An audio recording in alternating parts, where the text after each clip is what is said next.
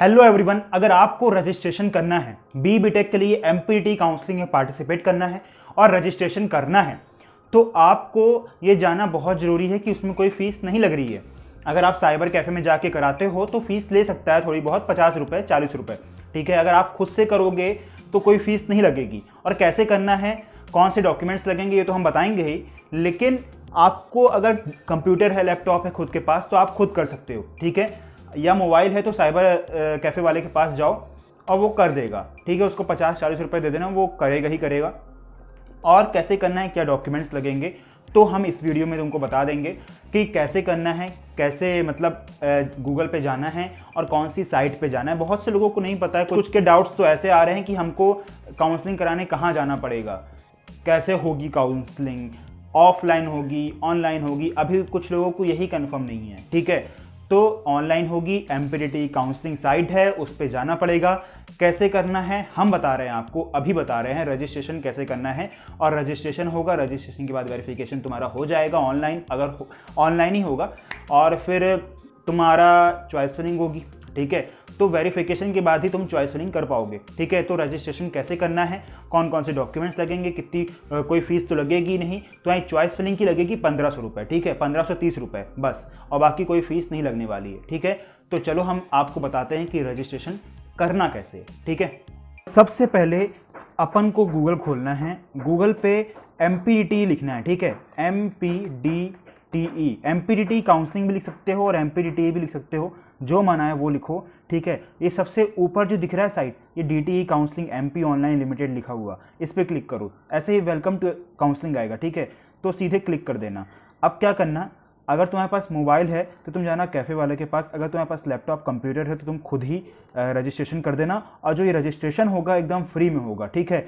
जैसे ही तुम ये सब खोल लोगे तो ये विंडो आ जाएगी। फिर यहाँ लिखा हुआ है लेफ्ट हैंड साइड में सेलेक्ट कोर्स फॉर काउंसलिंग, इस पर क्लिक करना। अब ग्रेजुएट प्रोग्राम लिखा हुआ है, ग्रेजुएट प्रोग्राम पे क्लिक करना। बैचलर ऑफ टेक्नोलॉजी लिखा है, बैचलर ऑफ टेक्नोलॉजी पे क्लिक करना।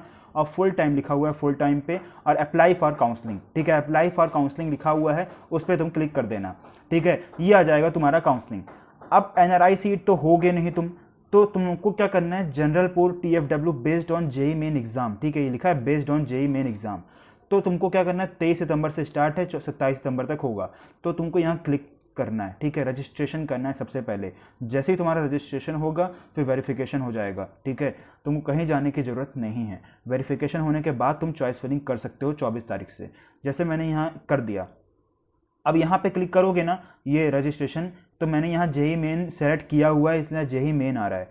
अगर तुमको दोनों बेस, मतलब जिस बेस पे देना रहता है, क्योंकि अभी JEE मेन के बेस पे हो रहा है तो इसलिए यहाँ JEE मेन बेस आ रहा है, ठीक है। जिस बेस पे काउंसलिंग होगी वहाँ वो आ जाएगा। अभी JEE मेन के बेस पे स्टार्ट हो रहा है ना, तो JEE मेन यहाँ आ जाएगा। फिर यहाँ क्या कर देना, आई हैव रीड, और फिर कंटिन्यू कर देना, ठीक है। फिर क्या करना, यहाँ पे तुम्हारा JEE एप्लीकेशन नंबर लिखाएगा और यहाँ डेट ऑफ बर्थ लिखनी पड़ेगी और वेरिफिकेशन कोड डाल के व्यू डिटेल्स में कर देना, ठीक है। और फिर उसके बाद क्या होगा, उसके बाद तुमको ये मिलेगा। फिर उसके बाद तुमको बहुत सी इंफॉर्मेशन फिल करनी पड़ेंगी। अब वो इंफॉर्मेशन कौन कौन सी फिल करनी पड़ेंगी, देखो मैं बता रहा हूँ कौन कौन सी इंफॉर्मेशन फिल करनी पड़ जाएगी तुमको सबसे पहले क्या करना है कि जैसे तुम उस पर क्लिक कर दोगे ना, तो तुमको ये आएगा, ये ओपन होगा, ये पेज ओपन हो जाएगा, ठीक है।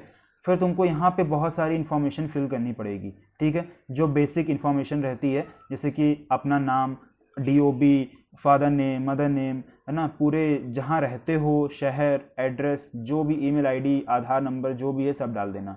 फिर उसके बाद कह रहे हैं सर्टिफिकेट रहेगा।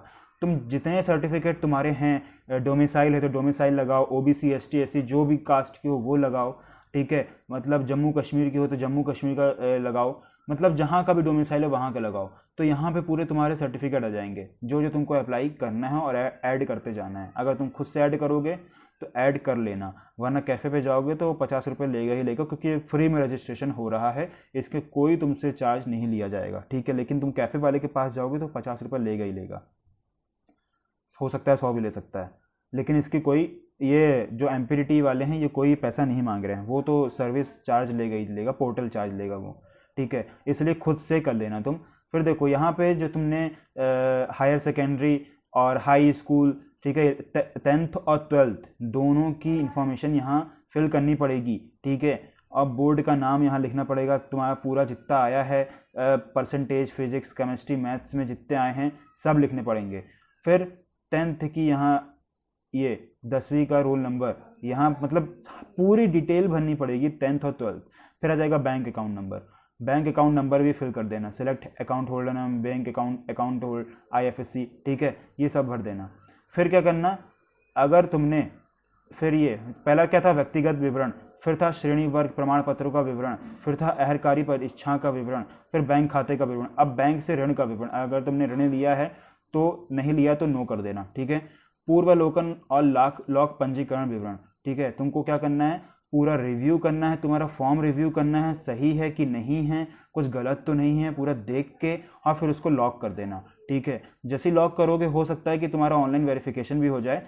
ये देखो, ये डॉक्यूमेंट्स दिख रहे हैं, तो ये डॉक्यूमेंट्स भी लग सकते हैं तुम्हारे, domicile certificate, OBC caste certificate, income certificate, अगर NCC हो तो NCC, TFW का है ना, marksheet, certificate, high school, higher secondary, JEE main score card, मतलब जो है सब, अगर मतलब जो तुम्हारे सर्टिफिकेट लगते हैं वही लगेंगे, ठीक है। अगर NCC में नहीं थे तो NCC जरूरी नहीं कि तुम्हारा NCC लगेगा, अगर हो तो वो लगा दो, ठीक है।